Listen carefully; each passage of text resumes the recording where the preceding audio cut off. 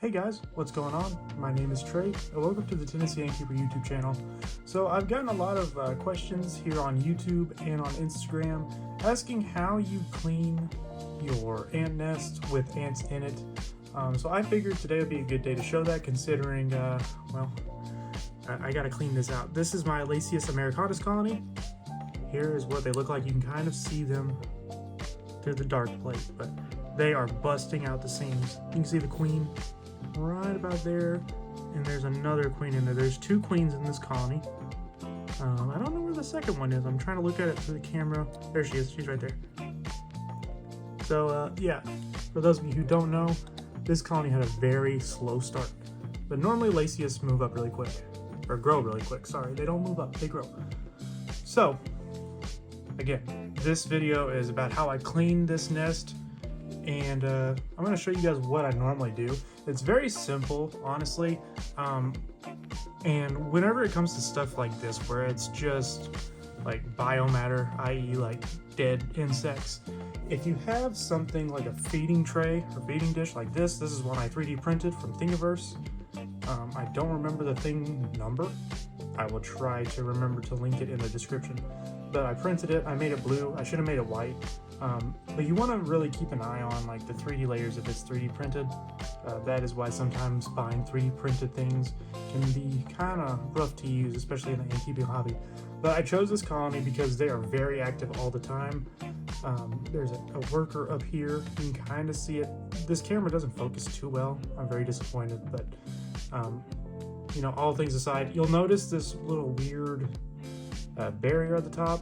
For those of you who are new to ant keeping, this is called Fluon.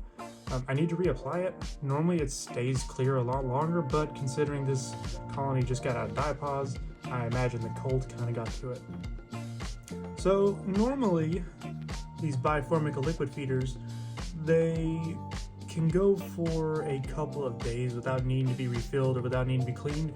For some reason, the past couple weeks, this colony has been stuffing dirt or sand from the Tar Heel mini hearth into the holes of where, you know, the ants would get the liquid out. So it's causing it to like leak all through the nest, especially whenever the fluid that I put in there, or the liquid that I put in there, kind of hits that dirt. It just all dissolves out into the sand. So currently, this nest stinks really bad because of it. So I've turned the top of this, where the little mesh is, turn it on this side, so that way, you know, all that nasty crap can get out. So this is something that a lot of new ant keepers experience whenever it's time to clean. They're very scared. They don't want their ants to get out. Clearly mine shouldn't get out because the Fluon is still pretty good. You know, I've noticed some ants fall out. And this colony, they had about 15 to 20 workers outside, but whenever I turned this light on, they went running. So I'm gonna quit talking. I'm just gonna show you guys what I do. Normally, if you don't have Fluon and there's like one or two ants at the top kind of crawling around, observing what's going on, kind of like that one, what I always do is I will follow the ant with this, and the ant will normally try to escape. They'll keep hitting the top, and when they hit the top, they kind of get scared and just jump down. You want to make sure if the ant does crawl towards it that you don't slide back. If you slide back, you can kill the ant. And yep, you can see this ant, she has made it through the Fluon, so I definitely need to replace it. So most of the time, they'll normally get bored and they will go back down, or you'll startle them. You got to work kind of fast, especially if you don't have Fluon or fresh Fluon or some sort of ant barrier. You can use olive oil as well. That works. You just have to replace it a lot more frequently.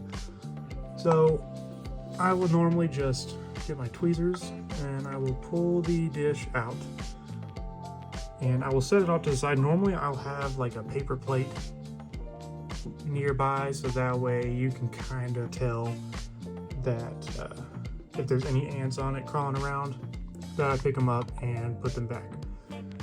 Now, I'm going to move the ants over, kind of, so you can kind of see some of those clumps of dirt back there from where the liquid has got to it. You don't have to use this. It's just all preference. I invested in this little vacuum from Amazon. To clean it, you twist it, and all the dirt's in there.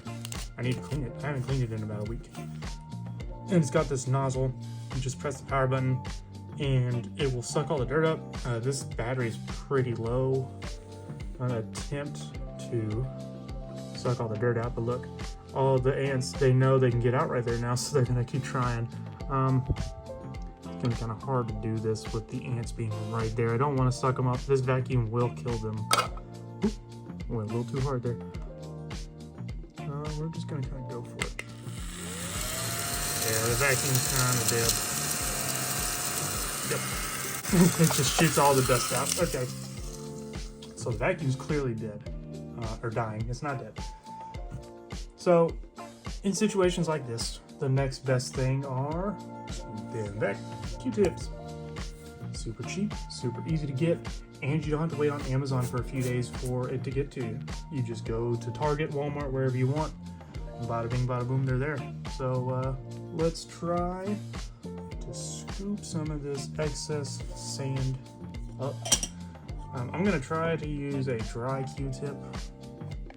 Most of the time you'll want to wet it, but I figured since it's already wet from the liquid feeder, and kind of just pick it up, dump it out, just rinse and repeat.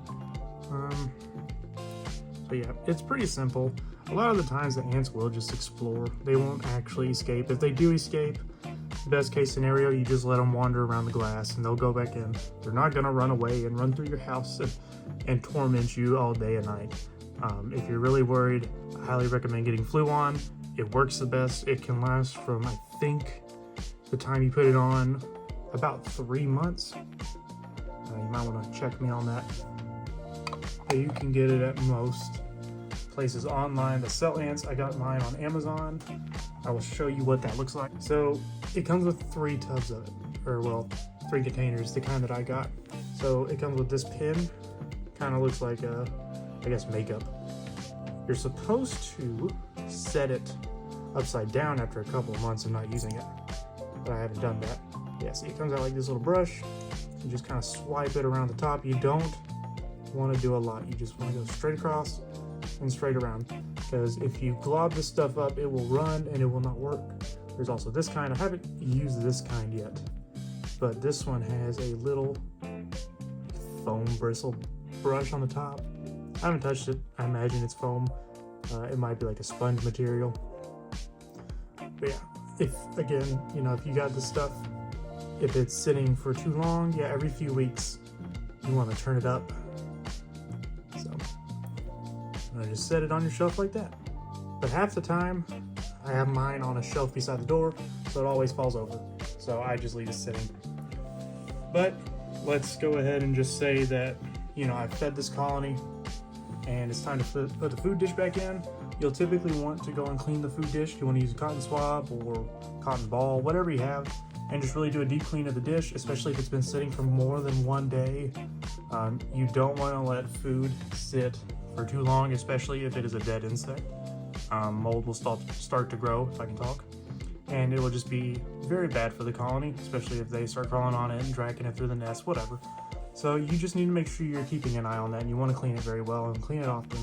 And keeping, while it is fun, it is something of a chore. So just make sure you're prepared to give some time and some patience to your colony, especially as they grow bigger. So that's all I got for you guys. Don't forget to like, comment, and subscribe. This was a pretty quick video, but it's something that a lot of people need to know. If you have any better suggestions, please leave it down in the comments. I'll read it, because I would love to hear what you guys do, because I might be able to better implement it into what I do. So thank you guys for watching. We'll see you in the next one.